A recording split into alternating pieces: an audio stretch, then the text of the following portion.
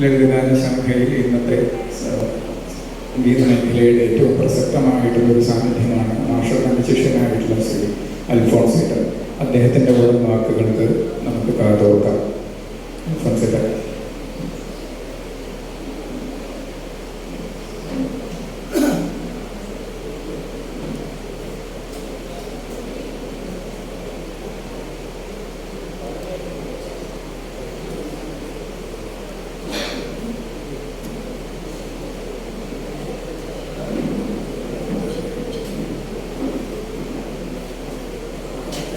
സദസ്സുള്ള എല്ലാ ഗുരുക്കന്മാർക്കും എൻ്റെ വന്ദനം. ഇന്ന് ഇവിടെ എത്തിച്ചേരാൻ സാധിച്ചതിന് ഈശ്വരനോട് നന്ദി പറയുന്നു. നടേശൻ മാഷിൻ്റെ ഒരു ശിഷ്യനായി തീരാൻ സാധിച്ചത് എൻ്റെ ജീവിതത്തിലെ ഏറ്റവും വലിയൊരു അനുഗ്രഹമായിട്ട് ഞാൻ കരുതുന്നു. അതിന് കാരണമായി തീരുന്നത് എൻ്റെ ഇളയപ്പനാണ്, KK പോൾ. ഞാനൊരു ഏകദേശം 6-ാം ക്ലാസ് 7-ാം ക്ലാസ് ട്രൗസറൊക്കെ ഇട്ട് നടക്കുന്ന സമയത്ത് ഇളയപ്പ പറഞ്ഞു, എടാ നീ നന്നായിട്ട് സംഗീതം പഠിക്കണം, അതിനെ ഇപ്പോൾ തൃശ്ശൂരിൽ നിന്നെ കൊണ്ടു ചെന്നാക്കാൻ പറ്റുന്ന ഒരേ ഒരു സ്ഥലമുണ്ട്, അവിടേക്ക് നിന്നെ കൊണ്ടുവന്ന് പഠിപ്പിക്കാം. അങ്ങനെയാണ് മാഷിൻ്റെ വീട്ടിലേക്ക് പഠിക്കാനായിട്ട് വരുന്നത്. അന്ന് മുതൽ ഒത്തിരിയധികം വർഷം മാഷിൻ്റെ അടുത്ത് പഠിക്കാനായിട്ട് ഭാഗ്യം ലഭിച്ചു. തുടർന്ന് വെസ്റ്റേൺ മ്യൂസിക്കിൻ്റെയും അങ്ങനെ മറ്റ് മ്യൂസിക്കിൻ്റെ പല മേഖലകളിലേക്ക് കടന്നു പോകാനുള്ള സാഹചര്യങ്ങൾ ഉണ്ടായപ്പോഴെല്ലാം മാഷിൻ്റെ ഒരു അടിത്തറ മാത്രമാണ് എനിക്ക് എൻ്റെ ശക്തിയായിട്ട് ഉണ്ടായിട്ടുള്ളത്. നേരത്തെ ജോർജ് പോൾ സാർ പറഞ്ഞ പോലെ ഒരാളുടെ വ്യക്തിത്വം, ഒരു സംഗീതത്തിൽ അല്ലെങ്കിൽ ഒരു ഗായകന്റെ വ്യക്തിത്വം അദ്ദേഹത്തിൻ്റെ സ്വരമാണ്. ആ സ്വരം ഒരിക്കലും മാറ്റം വരാതെ അതിൻ്റെ വ്യക്തിത്വത്തോടു കൂടി തന്നെ പല മേഖലകളിലേക്ക് കടന്നു പോകാനായിട്ട് പറ്റുന്ന രീതിയിലുള്ള ഒരു പഠനമാണ് മാഷിൻ്റെ അടുത്ത് നിന്ന് ഞങ്ങൾക്ക് കിട്ടിയിട്ടുള്ളത്. തീർച്ചയായിട്ടും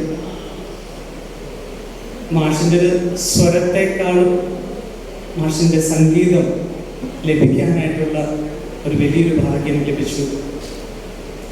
അതുകൊണ്ട് തന്നെ ആയിരിക്കാം കർണാടക സംഗീതത്തിലും സിനിമാ മേഖലയിലും അതുപോലെ തന്നെ മറ്റ് ലളിതഗാന മേഖലയിലെല്ലാം മാഷിൻ്റെ ശിഷ്യന്മാർ ഒത്തിരിയധികം ഉണ്ട്. പക്ഷെ അവരുടെയൊക്കെ വ്യക്തിത്വത്തിൽ ഒരിക്കലും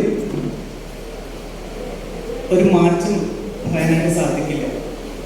കർണാടക സംഗീതത്തിൽ നിലനിൽക്കുന്നവർ അതിൻ്റെ തനതായ മേഖലയിൽ നിൽക്കുകയും സിനിമയിലേക്ക് വന്ന ആളുകളെ എടുത്ത് നോക്കുകയാണെങ്കിൽ അവർക്ക് കർണാടക സംഗീതത്തിൻ്റെ ഒരു അടിസ്ഥാനമുണ്ട്.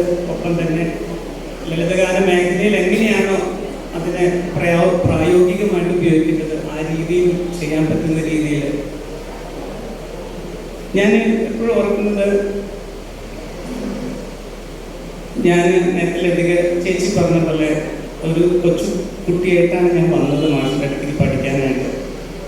അപ്പം അന്ന് ചെറുപ്പത്തിൽ ഞാൻ പഠിക്കുന്ന സമയത്തൊക്കെ എനിക്കതിൻ്റെ ആ ഒരു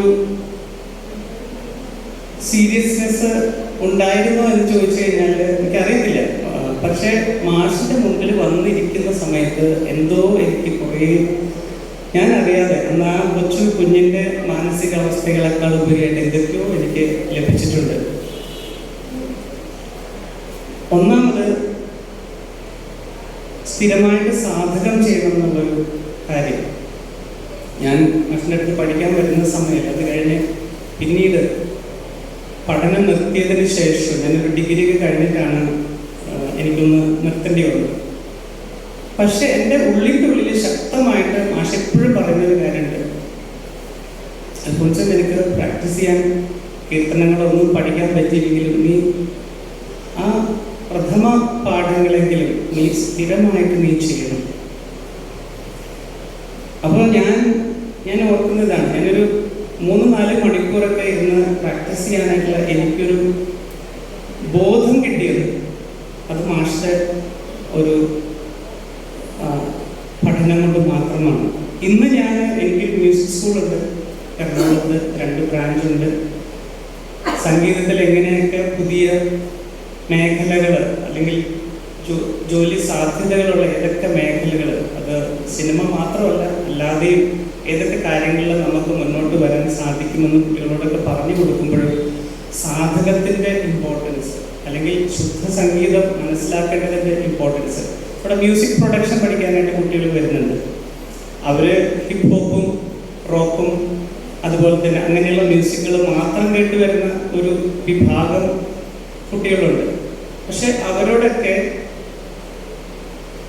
ശുദ്ധ സംഗീതത്തിൻ്റെ പ്രാധാന്യത്തെക്കുറിച്ച് പറഞ്ഞ് മനസ്സിലാക്കാൻ, അത് കേൾപ്പിക്കാൻ ഒത്തിരി സന്തോഷം എനിക്ക് തോന്നിയിട്ടുള്ളത് വെസ്റ്റേൺ മ്യൂസിക് അല്ലെങ്കിൽ അങ്ങനെയുള്ള മ്യൂസിക് മാത്രം കേട്ടുകൊണ്ടിരുന്ന പല കുട്ടികളും വന്നിട്ട് രാഗങ്ങളെക്കുറിച്ച് പിന്നീട് വന്ന് സംശയങ്ങൾ ചോദിക്കുന്നു. അവർക്ക് കൂടുതൽ കേൾക്കാൻ ആഗ്രഹം, എങ്ങനെ ഒന്നെപ്പോലെ അല്ലെങ്കിൽ താളത്തിൻ്റെ പല ഇതുകളും എങ്ങനെ നമുക്ക് ഉപയോഗിക്കാൻ എന്നൊക്കെ പറഞ്ഞു വരുന്നത് കാണുമ്പോൾ ഞാൻ വിചാരിക്കുന്നു മാഷിൻ്റെ ഒരു അനുഗ്രഹം മാത്രമാണ്. എനിക്കത് മാഷിൽ നിന്ന് എനിക്കത് മനസ്സിലാക്കാൻ സാധിച്ചപ്പോൾ എത്രത്തോളം വാല്യൂബിൾ ആയിട്ടുള്ള ഒരു സത്താണ് നമ്മളുടെ കർണാടക സംഗീതത്തിലുള്ളത് എന്നുള്ളൊരു ബോധ്യം എനിക്ക് കിട്ടിയതുകൊണ്ട് മാത്രമാണ് പലപ്പോഴും എനിക്കത് ഉപയോഗിക്കാനായിട്ട് പറ്റുന്നത്. നമുക്ക് സിനിമാ സംഗീതത്തിൽ വളരെ ലിമിറ്റേഷൻസ് ഉണ്ട്. പല കാര്യങ്ങളും അവരുടെ ഡയറക്ടർമാരുടെ രീതികൾ അനുസരിച്ചിട്ട് കമ്പോസ് ചെയ്യുന്നത്, എങ്കിൽ പോലും അവിടെ നമ്മുടെ സംഗീതത്തിൻ്റെ അംശങ്ങൾ കൊണ്ടുവരാൻ സാധിക്കുന്നിടത്ത് അത് ഉപയോഗിക്കണമെന്നുള്ള ഒരു ആഴത്തിലുള്ള ബോധ്യം എനിക്ക് കിട്ടിയത് മാഷിൻ്റെ അടുത്ത് നിന്നാണ്. ഞാൻ ആദ്യത്തെ സിനിമ വെള്ളിത്തിര ചെയ്ത് കഴിഞ്ഞാൽ പാട്ടുകളെല്ലാം മാഷിനെ കേൾപ്പിച്ച സമയങ്ങളിലെല്ലാം മാഷ് ഒത്തിരി എന്നെ പ്രോത്സാഹിപ്പിച്ചിട്ടുണ്ട്.